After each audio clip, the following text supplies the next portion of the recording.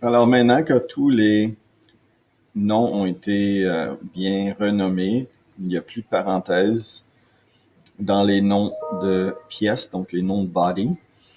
Alors chaque fois qu'on a H4, donc O4, ça fait partie de ce logo ici. Alors ici, si je vérifie, donc H4, ça fait partie de ça ici, H4. Donc à chaque fois que j'ai O4, c'est le logo qui est ici. Si je tourne le porte-crayon, et je m'en viens ici, alors ça devrait être H3. Alors H3 est ici, donc tous les morceaux qui sont H3 font partie de ce logo ici. Alors c'est comme ça que ça fonctionne. Maintenant qu'on a tous les morceaux, la prochaine étape, c'est de créer un répertoire dans lequel on va placer tous les fichiers STL. Donc, ce qu'il faudrait créer, c'est un répertoire dans lequel on va placer tous les fichiers qu'on va avoir besoin. Alors ici, qu'est-ce qu'on va faire ici? On va aller créer un répertoire. Donc ici, si je place dans mon dossier, je viens ici, et je vais aller placer ici.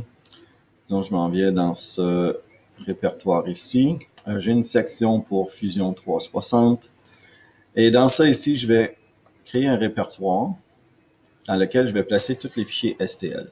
Alors, je vais commencer par mettre mes initiales.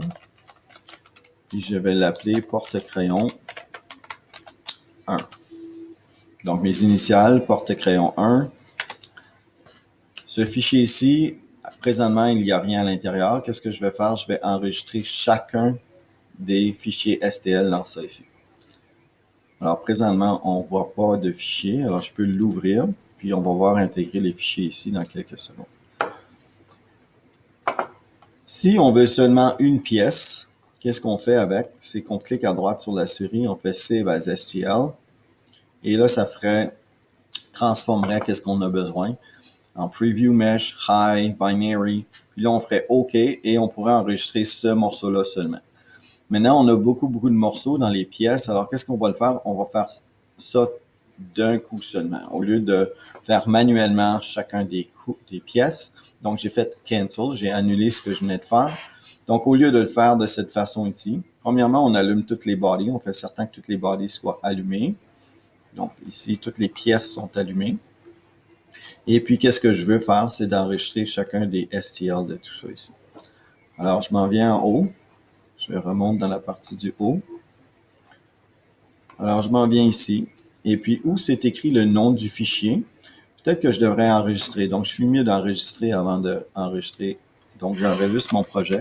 Puis, une fois qu'il sera enregistré, là, je pourrai enregistrer les STL. Donc, porte-crayon 2. Alors, c'est V10. J'attends que ça devienne V11.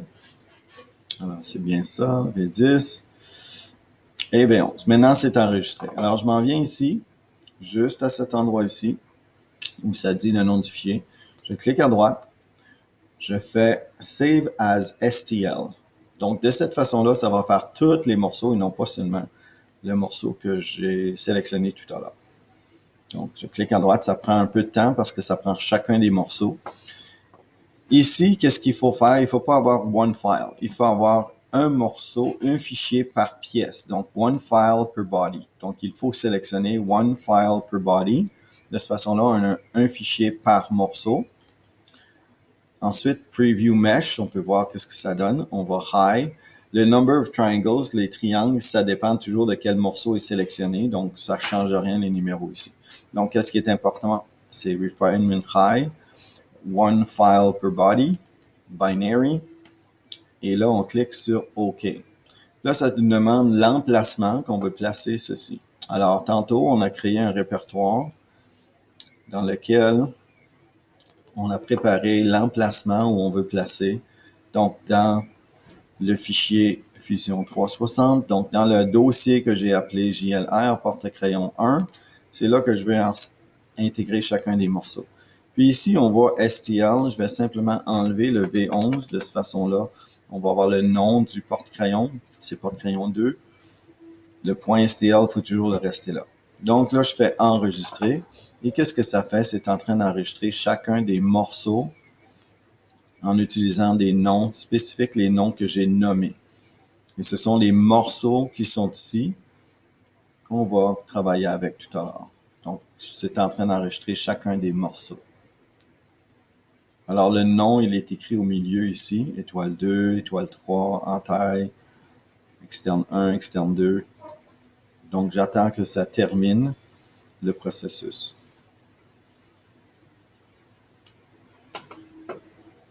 Alors ici, c'est encore en train de le faire. On voit dans le bas de l'écran à droite, ça s'allume vert et ça clignote. J'attends vraiment que ça termine. Donc, ça prend chacun des morceaux du porte-crayon et ça les transforme en STL qu'on va pouvoir utiliser dans un logiciel comme Simplify 3D pour être capable de le transformer, pour être capable d'éventuellement l'imprimer et faire un beau porte-crayon comme celui-ci. Donc, pour l'imprimer en 3D, on a besoin des morceaux, des fichiers STL. Alors là, on voit que c'est terminé. Donc, qu'est-ce qu'on a à faire maintenant? Donc, c'est enregistré. Tous les fichiers STL ont été enregistrés. Donc, on a ce dossier ici qui contient tous les fichiers STL.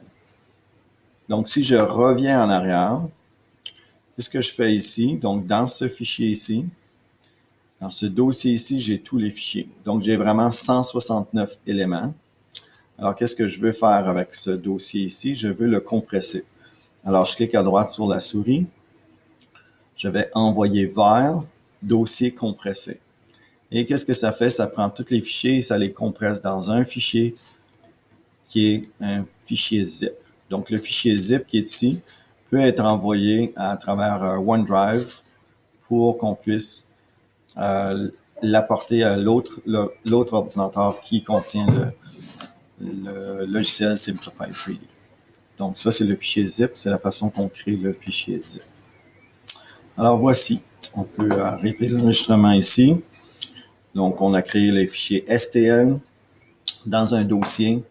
Puis, on a pris le dossier et on l'a envoyé vers dossier compressé. Ça nous donne le fichier zip qui est ici, qui est le fichier zip qu'on doit transférer à travers le OneDrive.